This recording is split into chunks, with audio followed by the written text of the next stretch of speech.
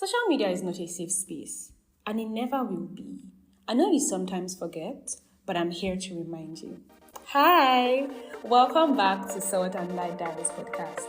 My name is TheAngelOti, and I'm your chief host here at Salt and Light Diaries. This podcast is a space for young people navigating everyday struggles who just want to hear honest talk on real issues regarding faith, life, and everything else. This is a place where I'll be addressing different issues from my perspective as a young Christian. I want to say thank you to everybody that listened to my debut episode last week. I still don't know what's up with the comment feature on Spotify, but I received a lot of positive feedback last week in my DMs, and it was like the perfect birthday gift. If you haven't listened yet, don't worry. Just when you finish this episode, run over, okay? So you listen. Today, I'll be talking about something that I'm quite passionate about, and this is something that the title already tells you. A certain influencer put out a video that she thought would resonate with her followers, only for things to just take a sour turn. And instead, she got bashed over the video. A lot of people were quite upset with her, to the point that she lost out on some brand deals and sponsorships. And even all the apologies she did very little to douse the fire that has sparked. It has now been a few years ago, yet this seems like she's not lived it down, because almost every few months or so, it comes up again. Or is it the story of another influencer who got evicted from a show because of an Instagram story she made some 2-3 years ago that contained a racist slur? We've also heard stories of people that have lost job or visa opportunities simply because a quick background search showed that there was some things that weren't quite the greatest in their social media use. There's so many lessons for us to learn from these stories. But the most glaring one is that there is a way to actually behave on social media, but not everybody knows it. Many of us, young people, Gen Zs, alphas, grew up with social media, so it's now become part and parcel of us, right? And even if you're a millennial who's listening to this and you played with bricks and grass and all the stories they like to tell us, I'm sure you've been on social media since at least your late teen years or even early 20s. I personally like to look at social media as a microcosm of society that has a direct impact on real life, but is still filled with mirages instead. There's a reason why they're called followers, on Instagram, on Twitter, on TikTok, and not friends. And there is another reason why on certain apps like Instagram, you have a distinction of close friends. This is to show you that you're meant to actually have real life friends. You're meant to have people that fill up the friendship space in your life. I will never downplay the good that social media has done. People have gotten jobs, marriages, partnerships. So many things have come from it. But that's not what I want to focus on today. There's a statement that goes, the internet never forgets. And it's the reason why I never really have relaxed online. And according to my friend, that's something that I'm going to actually have to work on, because this podcast, I need to increase my online reach. This is the age of social media and all of those things. Personally, I'm struggling. If you have any tips, please let me know, okay? But I'm glad that in an age where there is an increasing need to share what should be private parts of our lives, I have learned to keep certain things off the internet. And I think this has saved me. There is an etiquette, When I was in school, we learned etiquette, how to eat with forks and knives, how to sit, how to speak, and all those things. And maybe that's why I unconsciously imbibe those things, and some people might see me as prim and proper in certain settings. But we forget that there is also an etiquette on how to behave online. This is the age when everybody wants to be a content creator. But it doesn't mean that everything you go through has to be content for everyone to see. For example, why you and your friends fighting, and then the entire Twitter is buzzing with tweets from all of you shading each other. Why? Why are we seeing that people in relationships break up or having in having a misunderstanding, right? And then everybody knows about this thing. Like, and I know I'm referencing Twitter. Hey, Elon Musk, I don't know. Calling it X is still very difficult for me. But I've also seen some people make interesting posts, comments, stories on Instagram and even on TikTok.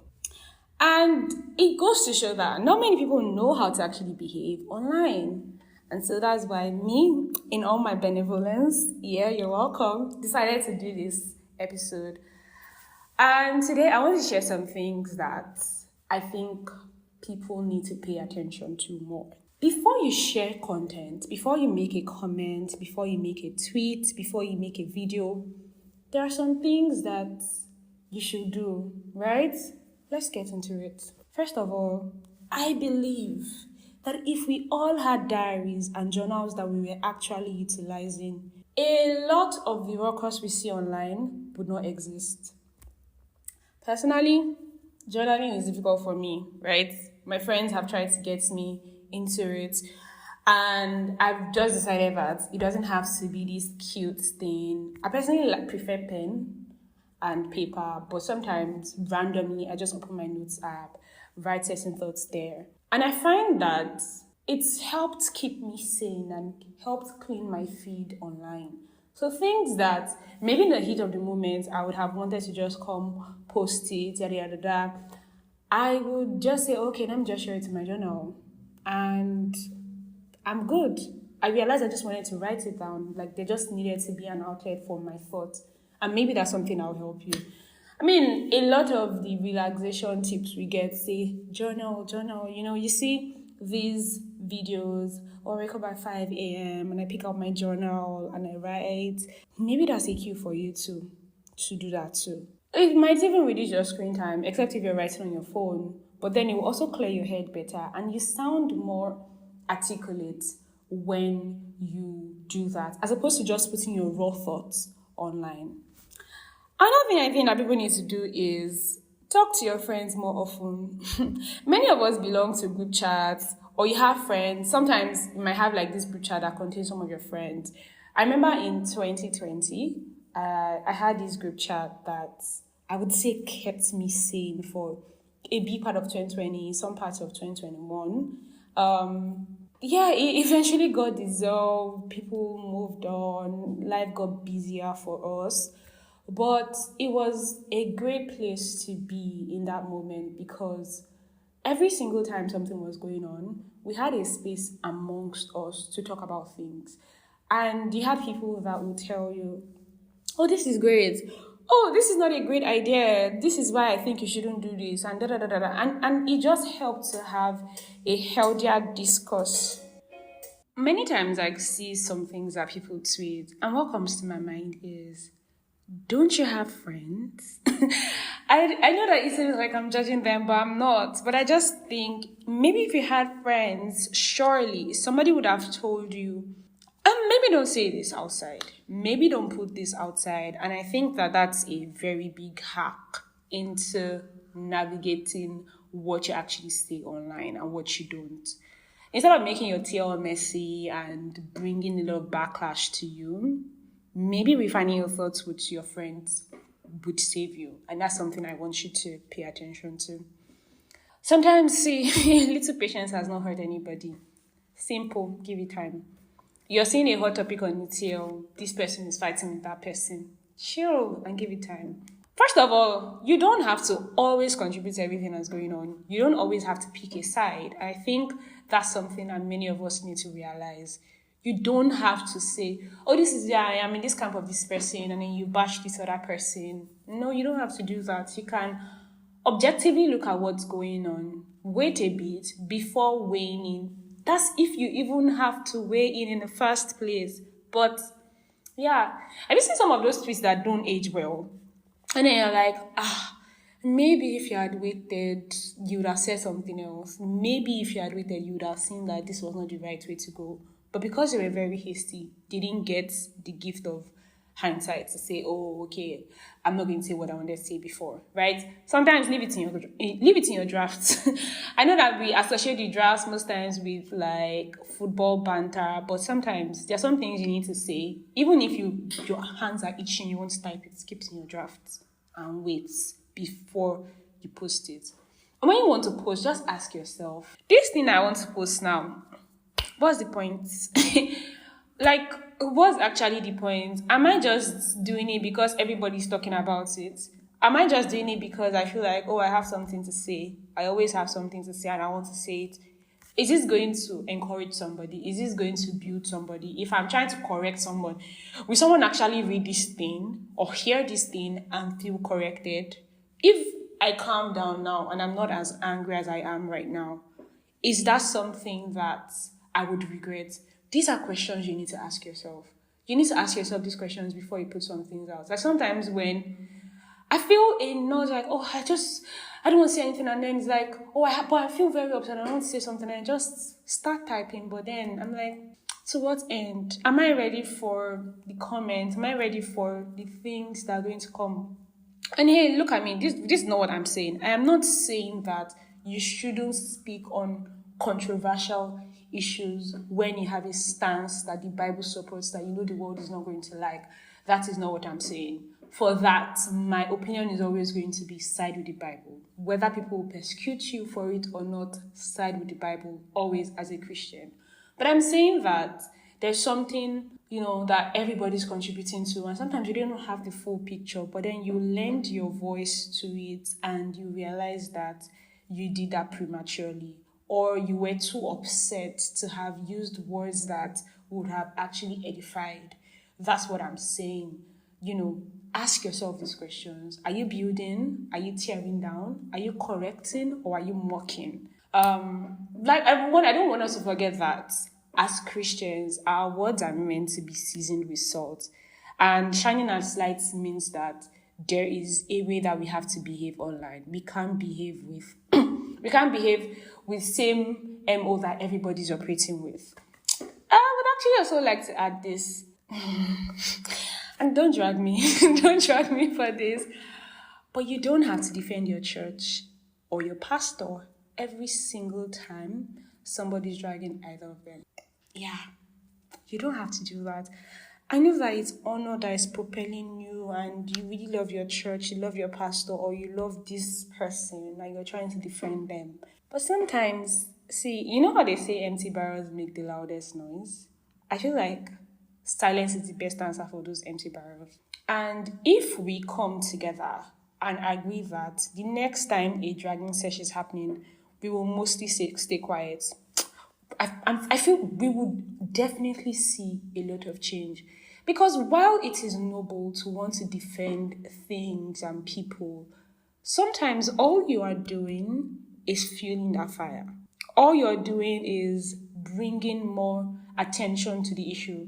Something that if people don't see your tweet, they probably would never have known of that. And then it then becomes counterproductive. So please, sometimes let's just learn to stay quiet. Let's just learn to, ignore things. I know that ignoring can be hard when you're upset, but that seems to be the right way to go many times. And while so far I have addressed, those people that I would like to consider as sane, that sometimes just occasionally slip up, there are some of you that is not the word for you. You are a bully. And if nobody is telling you, I'm going to let you know today that sometimes some of the things that certain people do is basically online bullying, cyberbullying, and it's a real thing. No matter how much we try to hide behind certain things, whether you are cloud chasing, you are bullying someone, and that is not the right way to behave online. I agree with you that people should receive consequences for their actions. I would never agree that misdemeanors should go unpunished or unnoticed. But it gets to a point where you start shifting the goalpost from, wanting accountability to flat out bullying people.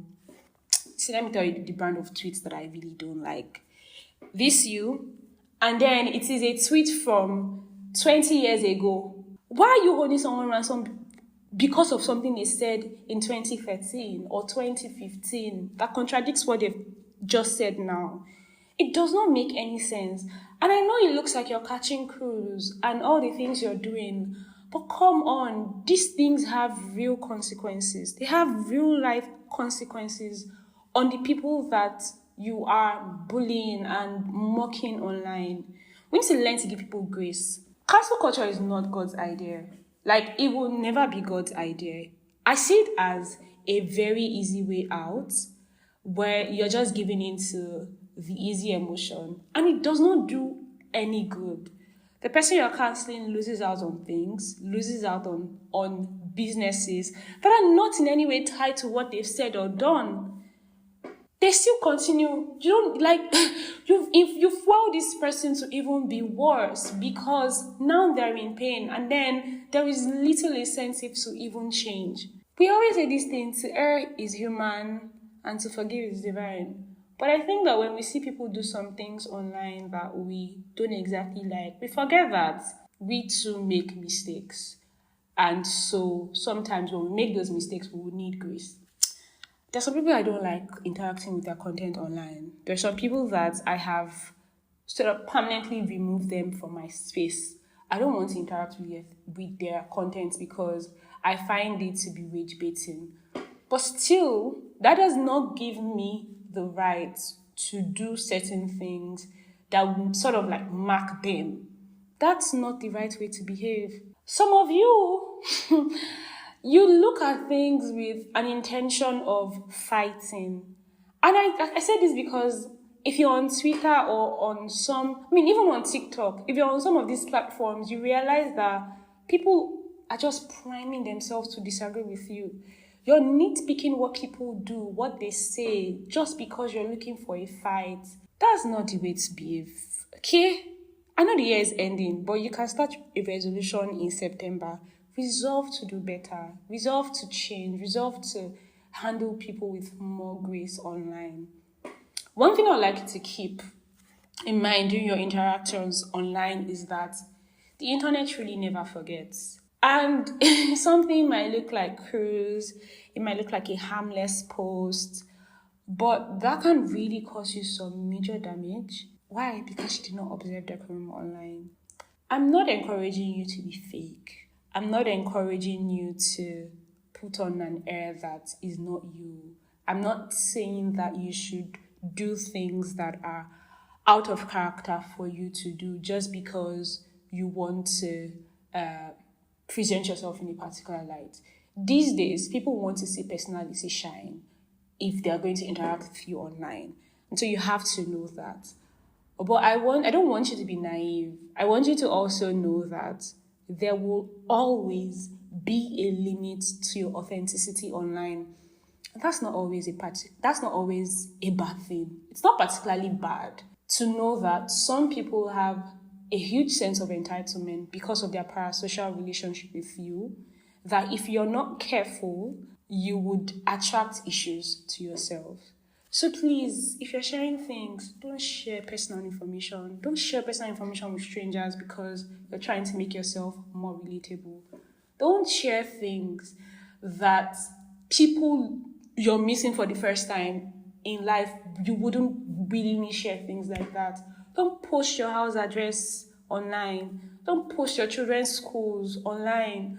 Don't talk about your place of business so much that people know where to find you. I've seen a video where some serial killers or some people who, I don't know how, maybe they don't have jobs or they don't have things to occupy their time with, piece bits and pieces of information from content creators and then use those information that they have to harm the content creators. Simply because this creator wasn't careful enough to have removed certain things online. So please protect yourself, and don't be a bully. Okay? Let's just pray before we end this episode. Daddy, thank you so much because we know we've received the grace to shine as lights in both our online and real life interactions. I pray that you give us the strength to hold back as is necessary, that we will always learn to listen to your nudgings and do things only that will please you. We know that it can be hard, especially with our human nature, or when other people are clearly in the wrong, but we ask for grace, for strength, to always follow your ways and to always do the things that you want us to do. In Jesus' name I pray. Amen. Thank you so much for listening. Please like this episode. Share it with everyone you know. Trust me, that will be a very good way to use the internet today. See you next week. Bye.